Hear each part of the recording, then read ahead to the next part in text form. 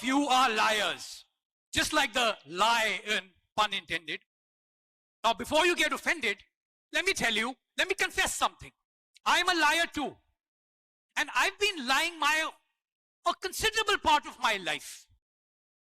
You know, I was at a meeting once in a place I didn't want to be, with a person I didn't like, and I kept smiling and saying, oh, you have a great point. And as I drove back home that day, I kept thinking, why did I do that? Why the fake smile? Why the fake compliment when I absolutely didn't agree with him? Why? Because I wanted to influence the outcome in my favor. And that was my first brush with politics. So, we can't start a talk on the politics of no politics without really defining politics, right? So, politics comes from the Greek word politica. It means polis, not police. That's an entirely another subject for another day. It means the affairs of people. To deal with the affairs of people. How you live together, you disagree, and yet you move on. So politics was never about elections. So what we will not be speaking about is elections. We will not be speaking about how to get you to the state assembly or to the parliament. And even if I knew the mantra, I would definitely not share it with you. What I'm going to try and do is make you realize how you all are young politicians. So good morning to you young politicians who right now are disagreeing that you don't do politics. You see, I was in school and I had to audition for a particular debate. And there was a senior who was taking that audition. I went to the stage, said my piece. I thought I was reasonably good. And I was waiting for some kind of applause. And just then, he told me, oh, Rahul, you're terrible. You have absolutely nothing that it takes to be a public speaker. I was disappointed, disillusioned. I felt the sky had fallen on my head. But then now that I realize he was smart, he was doing politics, he was eliminating possible future competition. So, you all are doing politics. There is more politics in a resident welfare association and in a school staff room than there is in the parliament. But you still won't agree. Coming to my next chapter, and don't worry, my chapters are not as long as Dhurandhar, is the circle, this red circle, this beautiful, gorgeous, infinite red circle that I'm suddenly feeling trapped in. And the revolutionary in me, and I'm sure the speakers before me too, felt this urge to break out of the circle. But oh my God, I think there's an electric fence around it. So there is fear when there are boundaries and you want to break them. There is some fear. There is some excitement. There is that excitement of freedom. But then what again really is freedom? Is freedom without covenants? Remember that freedom with boundaries build you, but freedom with resistance breaks you. So it's not really all that bad. And coming to the point, who built the circle? Come on, anyone? Any one of you? You built this circle and many more circles. These are infinite circles. Even if I walk out of this circle, I will land into another circle. A circle of family, a circle of friendship, a circle of work, a circle of office. You all create it, yet you don't agree. You're scared. There's a risk. There's a risk of staying in the circle. There's a risk of staying outside the circle. But life is full of risks.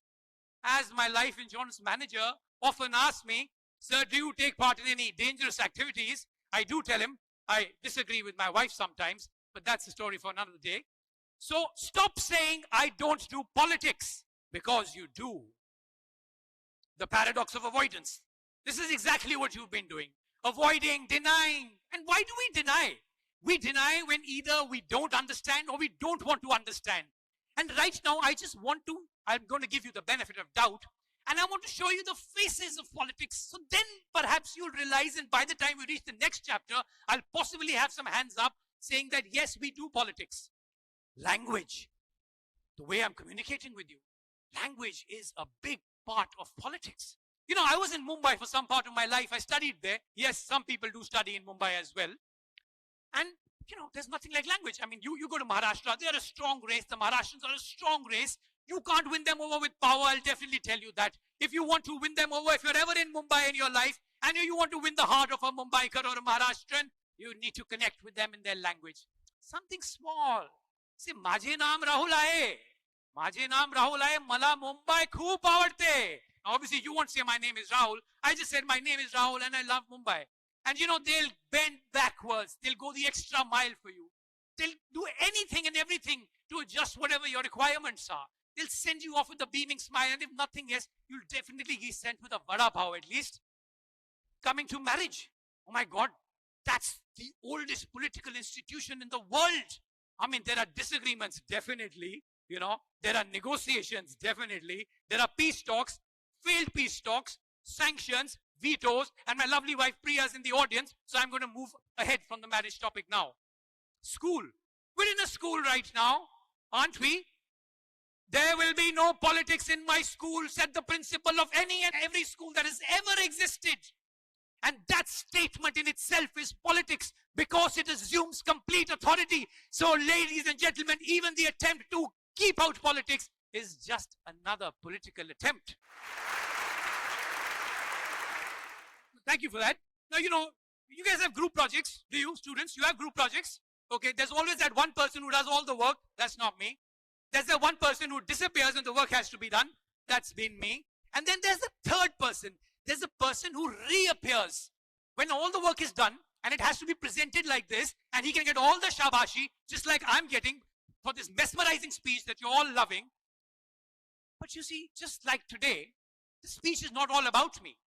My speech coaches, Rushal and Tanya, have put in a lot of effort into this speech, but no one would know about them unless I mention them. So I acknowledge them. I tell you about them. I share the credit with them. And oh my God, is that gratitude? No, that's not gratitude. That's good politics, because I've acknowledged them. I've shared the credit, because politics is not about stealing credit. Politics is not about occupying space. It is also about sharing space. It is also about creating space. Politics is about being remembered together, is not about being remembered alone or in isolation. And if nothing else, Rushal and Tanya are definitely giving me a great meal, you know, after this speech. Coming to silence. The politics of silence. Anyone remember Anna Hazare? No words, no food, hunger, yet a government came crumbling down. That's the power of silence. And the power of the blue ink. You know that blue ink you get on your finger when you vote? That indelible blue ink, it's called indelible for a reason, jo mite na. So the ink still may fade, but the consequences of that vote will never fade. So you all must vote, because that vote has indelible effect on your life, on your community, on your future, and on your country.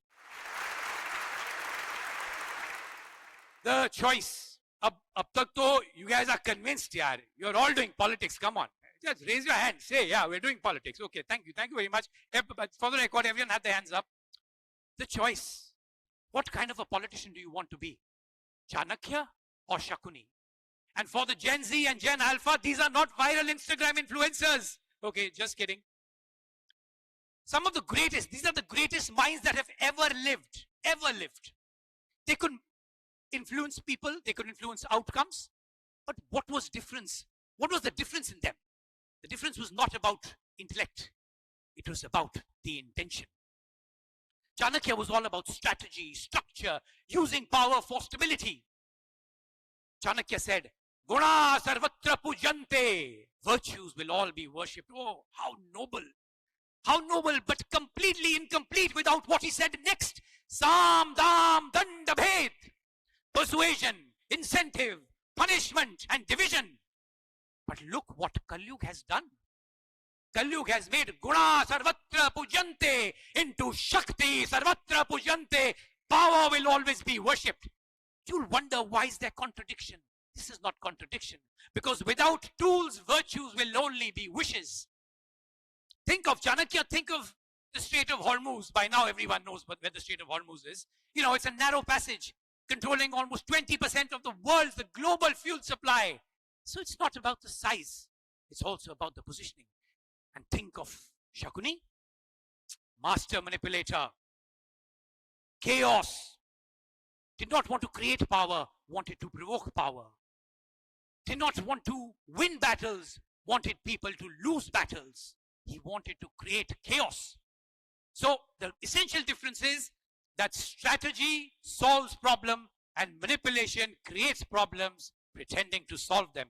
You know, on forgiveness, Chanakya didn't ever think that forgiveness was weak, but he did say one thing, that, you know, A ruler should not be blind in forgiveness. Shama Shobhati us bhujang ko, this is by Ramdhari Singh Dinkar. Shama Shobhati us bhujang ko, jiske paas garal ho. Shama Shobhati us bhujang ko, jiske paas garal ho. Usko kya jo dantahina, vishyahina, vinita saral ho. You know, forgiveness looks noble when you have the power to strike. You can speak about peace when you're capable of warfare. So, deterrence is politics when you have the ability to strike. Navigators. Abibi, for the people who are not agreeing that they're doing politics, I've changed the name because you think politics is a taboo subject, so we'll call you navigators. You know, navigator sees a difficult course, obstacle course, and he finds his or her way through it. That's navigation. So are you all convinced being navigators? You've heard of Nisha Mehta? Okay, I hadn't. You know, till a few months ago, we just knew that she was a nursing student at AIMS, and today, she's the health minister of Nepal. Good luck to her. She created her own circle. No one gave her a throne to reach there. And Gen Z, Gen Alpha, Gen Z, you are the fighters of today. We're proud of you. And Gen Alpha, you are the hope of tomorrow. But you are also the most politically active generation, but you don't admit it. You call it activism. You call it outrage. You call it influencing. Any and everything you like, whether you like my speech or not, but if you hate it, it'll definitely be on your Instagram. Barbaric, the greatest warrior from the Mahabharata. You see, even the gods couldn't escape politics. The greatest warrior vowed to fight from the losing side. Now, the problem is predicament for Krishna ji, because Barbaric would come to this side would become strong and that side would become weak. He would come to that side, the opposite would happen. What would happen? This constant switching, and everyone would be dead. And Krishna ji did what he did best. His Kootaniti. He asked for Barbarik's head as done. And Barbarik gave it. Because he saw his Vishwaroop and he saw it's a yudh for dharma. Barbarik is also revered as Khatu Sham in Kalyug. So that's what I'm trying to tell you.